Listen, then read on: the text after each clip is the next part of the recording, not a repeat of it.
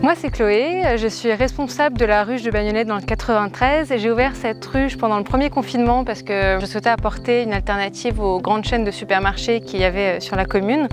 Et c'était vraiment important pour moi de participer à une alimentation plus durable, que ce soit autant au point de vue de notre santé, de l'environnement, que du point de vue de la rémunération des producteurs et artisans locaux. Parce qu'à la ruche, ce sont eux qui fixent leur prix.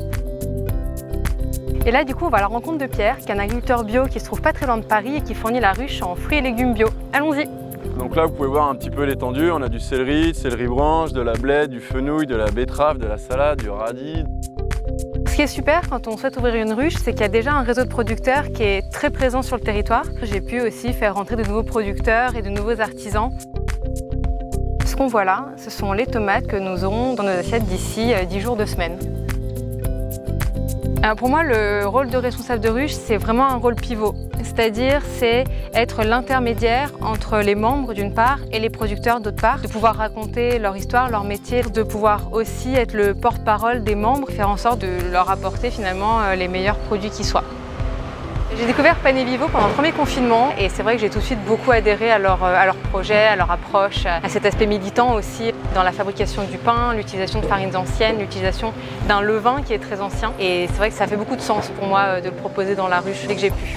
Mis à part le pétrin qui va nous aider à pétrir notre pâte tous les matins, on va tout faire à la main, c'est-à-dire qu'on va diviser, on va façonner. On a vraiment une approche qui est différente, on travaille avec un levain qui est très ancien, qui a 133 ans, qui a été récupéré dans une boulangerie des Pouilles. C'était aussi essentiel de participer à un projet qui allait créer du lien sur ma commune.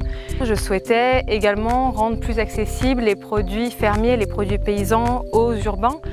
Ces relations avec le responsable de ruche, c'est important quand ils viennent sur place, qu'ils viennent nous rencontrer et qu'on crée vraiment quelque chose avec eux. Il faut qu'ils puissent défendre nos produits aussi parce que c'est eux qui sont face aux clients. Et pour nous, c'est important et c'est une grande famille.